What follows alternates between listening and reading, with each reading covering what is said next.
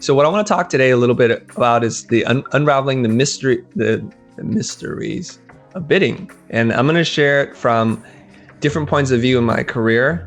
Before, I used to look at it as the dark art of bidding. And I would get a prospective client and they would ask me to design an identity system or a short video of some sort. And I had no idea how to generate the number. So I just went with my gut.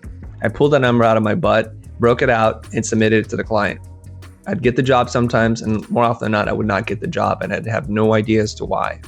And so I'm going to share the evolution of how I used to do this. And in the very beginning, when I used to do a bid, I thought about it like, okay, what's a good hourly day rate for me? And a person who's coming out of school as a freelancer, as a solopreneur, I only thought about my hourly and day rate, and that's the way I did it. So if I was doing 40, 50 bucks an hour, that would equate to about $400 a day. I was a happy guy. And I foolishly thought that that was profit. And we now know better, okay? So the evolution continued on. And so I thought, let me add more freelancers. Let me multiply myself across this. And in that way, then I have a bunch of designers, almost all creative people, and I can do 3 or 4 times the work. And the difference between what I would pay them and what I would charge a client, I thought, hey, now I'm getting somewhere. Now that's profit, okay? And then it wasn't until I met this woman, her name is Karen Rainey, and I asked Karen to come in and help me bid a job. And Karen brought in a very complicated Excel spreadsheet, and it blew my mind. And what Karen did was she showed me that if I'm just making back the money on top of what my freelancers are charging me, it's not really profit. So she showed me a whole different way to bid, and that blew my mind. And that's how we ran our company for a really long time. I'm going to show it to you guys in a little bit. So I'm just going to ask the group a little bit here. Just how many of you guys bid in a similar way where you think about what your hourly rate is and how many people are working for you, and you mark that up a little bit, and that's how you bid?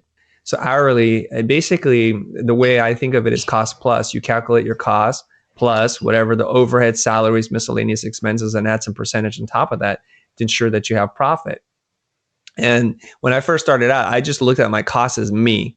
I didn't factor in the overhead, the rent, utilities, all that other kind of stuff. And that's where I sold myself short.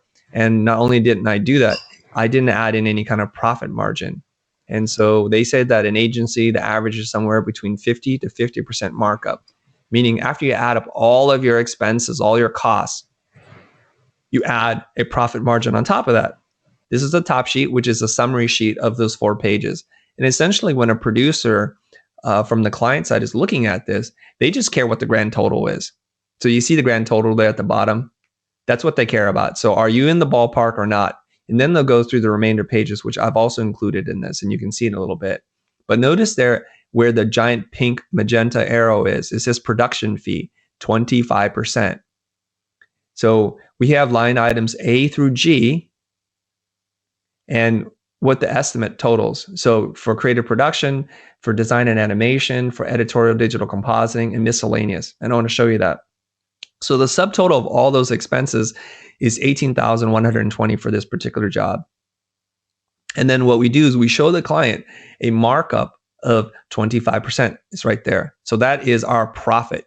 So after we spend all the money, theoretically, we would have $4,530 as pure profit. Notice right above the production fee is something called the design fee. So we added a new category called the design fee. It was an arbitrary creative fee. That's what you pay us just to work on the job, above and beyond everything else. So obviously those times are good and they're no longer here, but that is a remnant of the old times, the design fee. Now, getting into page 1, 2, and 3 of the bid form, now we break it down and you're going to see a producer. And essentially the way we used to do this is we would have a calendar. We'd figure out when it's due, write in key milestones, and figure out how many days somebody would actually work on it. Now, if there are multiple people, we would just add in more days. We wouldn't say that there are 4 people. We would just say, instead of, if there are only 3 days of work, but there are 4 people working on it, we would just put in 12 days. And so you can see the rates here. So let's look at the top here. Producer, 3 days at $750 a day. Now, we had somebody go in and change the Excel spreadsheet for us so that if the quantity was 0, it would not show the rate, because what we don't want to do is show all of our rates. Now you're looking at that and you're saying your producer $750 a day. That's a good job. Well, the truth is we never paid our producer $750 a day, and they saw the bids all the time. It's because we had to pad out all the day rates because we had to protect ourselves. Oftentimes in design and production and everything else we do, we'll underestimate, or the clients will ask for something extra and we didn't account for that. And so in our line of work, these are kind of fixed bids. They're not cost plus. Fixed bids, meaning that we promise to do the job for this price, no matter what, unless the clients change something. And so we have to cover our butts. So that's why the rates are as high as they are. So you'll notice here, the thing that I outlined in blue with this kind of blue grease pencil thing is something that I didn't know to charge for before. So you see that they're all staff, A and B, until you get to the Mac Design Workstation. So while working with Karen, she explained to me, you have to charge for all your workstations because otherwise you're actually not making the profit that you think you are. So we came up with what we thought was a pretty fair rate. Like if you had to rent a workstation, install it, have software on it, and have it set up for your job with all the plugins that you need, we assigned a day rate to that. And so that allowed us to kind of inflate the bid a little bit. Now, and that also meant that we covered everything. So you'll see there, we have 2D rendering, 3D rendering. Certain workstations cost more. Like for example, we segregated a 2D workstation, which at that time was a Mac, and a 3D workstation is being some kind of amped up PC with some crazy graphics cards. So it's going to cost more. So that adds some money to the line, to these line items. You guys see that there? And rotoscoping, matte cleaning. And then check out on page 3 of the 4-page bid, or page 4, we included things in there like shipping and messenger. Sometimes we would ship things and sometimes we wouldn't, but we put it in there to cover our expenses. And those are all reasonable costs. Working meals, believe it or not, in advertising, clients will pay for your working meals. So this is a very small job. That's why it's only 2. In most of our bids, this is a big number. And back in the day, we would charge for web posting and FTP transfers. So everything that we could think of that we were using, touching, that cost us money, services that we would use, we had to bill back to the client. And that's how we got to this number here, the 18,120. Assuming that we spent every last dollar of that, we're at least protected by this 25% profit margin. Now, again, in kind of more feasting times, the production fee for some companies was as high as 40%. It was crazy. We used to do it at 30, 35%, and it's been going down ever since then. So that's how we did it. And I think if Frank Shee is lurking in the background there, I'm not sure if he is, this is how you build a bid for an agency type of client. This is what they're used to seeing. Well, here's the pros and cons of the fixed bid, which is what we do. And what we do there, I'm going to show you a little bit, is that you make it hard for the client to negotiate or audit if all you do is show a fixed bid and you don't break it down. So we started migrating away from that AICE bid form, and I'm going to show you the next bid form and how it looks, okay? And the problem with doing a fixed bid and you don't break down any kind of way in which you can see that number is that you have to have a very clearly defined scope. And you guys that are working in software are going to need to really pay attention to this part, because you're going to get eaten up alive if you don't have a clearly defined scope. So now I'm going to show you how we bid commercial live action jobs today. It's one sheet, and this is what the one sheet looks like. So what we rationalize with ourselves and what we figured out is this, is that when we're bidding on a job for an agency, they send us scripts. We do boards to pitch for the work. We win the work. Inevitably, the work changes. And so how is it that we're able to guess what the price is before we even know what the design is going to be? So it was really a guesstimate at best. And we also said that if we're going to give our clients a fixed bid, why should we show them a breakdown of the man hours? It's not as if we spent 30 man days to do a job that they would argue, and and we only bid 20, that they're going to actually pay us extra 10. They're not going to do that. And the reason why now they want to see the breakdown is because they have cost consultants going through and saying, well, we don't pay for that. and that's too high of a rate. So all they do is go through your bid, mark it up, and send it back to drive it down. And so we got tired of dealing with that. So now what we do what we say is here, what we want to do is spend more time writing the statement or scope of work, the SOW, and describe it in greater detail than we ever have so that we protect ourselves. So this is exactly what you're going to get, and we promise to do it for this price. And here are the assumptions, which is below, right? Client to provide bid does not include those assumptions in the terms. And so now the clients used to push back, but now they seem to be more okay with signing off on this thing. Because the point of it is that you're not really paying us on a cost plus bid where whatever we spend, we mark up and you pay for it all. Then you'll want to see the hourly rates and how many days we project. But really, you just want a number, and we're going to deliver for that number. That's the example there. All right, here's my example 2, which you guys have seen this before. This looks really complicated to me, and I don't even like showing this anymore. So I'm doing it a different way. So I'm now moving to a fixed plus a variable bid, and I'll show what that means. Like certain parts, I will fix the price because I know what it takes to do it, and the rest I'm going to leave it as a variable. So again, here's that schedule that you guys have seen before. I do send this over to the client so they have a visual way of understanding how the project's going to work out. It's very broad, and this is the budget. So when I am doing strategy, I'm going to charge anywhere between $20,000 to $40,000 to do strategy. And it depends on the client. So that's where I price the client there. On a smaller client, I'm going to do 20. On a really small client, I'm going to do 10. But I don't really like to do strategy anymore for $10,000. It's too much work for me. Okay? And I define exactly what they're going to get. And I even show them examples if they want to see it. This is the area that you guys are probably you guys are all trying to work through this right now to how to charge for this kind of stuff.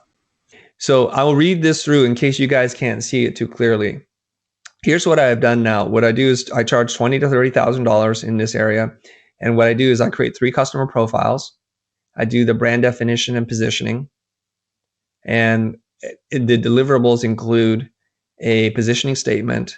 I do a competitive audit, and I generate 3 stylescapes. And for that part, I'm done. Now notice now that what's missing out of this is writing examples like messaging. I've separated that out, and I'll share with you guys why I've done that, okay? Below that, oftentimes they need a logo design.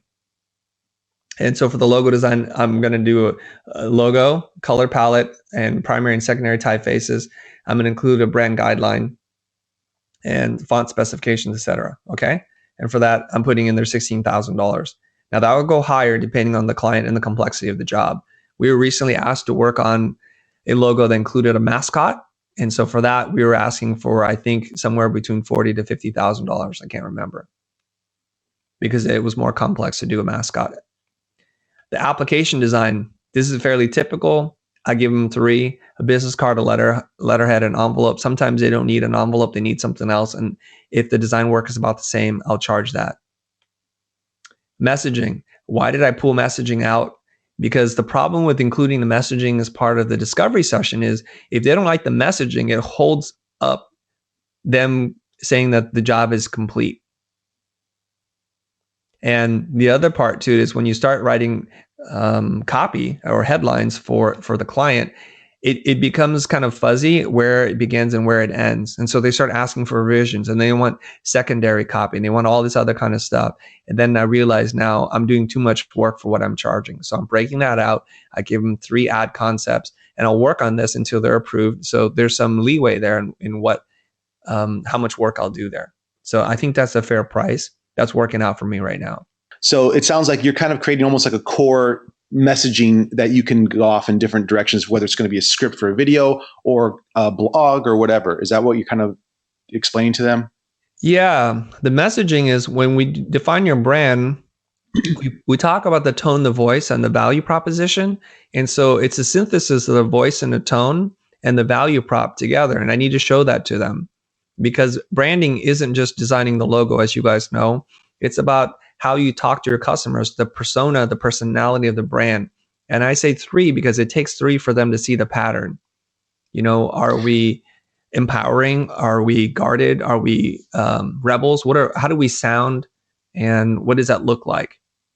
So I'll do a quick comp. I'll put words against an image, and then they feel a lot better about knowing how their brand is going to behave in the future. And so we're talking like 3 slides, like with like powerful sentences, and that's it. Correct. For 12 grand. For 12 grand, I love it. Because oftentimes I'll write a headline that makes sense, but then you have to explain it in some body copy. So a couple of sentences. I mean, it's a lot harder than it sounds. It really is. Yeah. I know you gave that Dr. Evil laugh, right? Yeah, no, I just mean like, how do you sell that to a client? I mean, at least the clients that I'm talking to, like, that's awesome that you can charge that much. Well, all of these things are variable depending on the size of the client and who you are and the value you're going to deliver. I hope you enjoyed this segment from the archives of the Futur Pro Group. In case you didn't know, the Pro Group is a community of diverse creatives including designers, artists, developers, brand strategists, and architects from all over the world. Some of the benefits of being a member include bi-monthly coaching calls with Chris, office hours, which are monthly calls with subject matter experts to help you with things like writing, business development, mindset, and strategy. Real and virtual meetups, breakout rooms, speed dating, and open tables. Exclusive access to over 170 pro calls, mentorship, friendship, accountability, and a sense of belonging. Check the description below to find out more. But don't take my word for it. Here's a pro member to share their experience.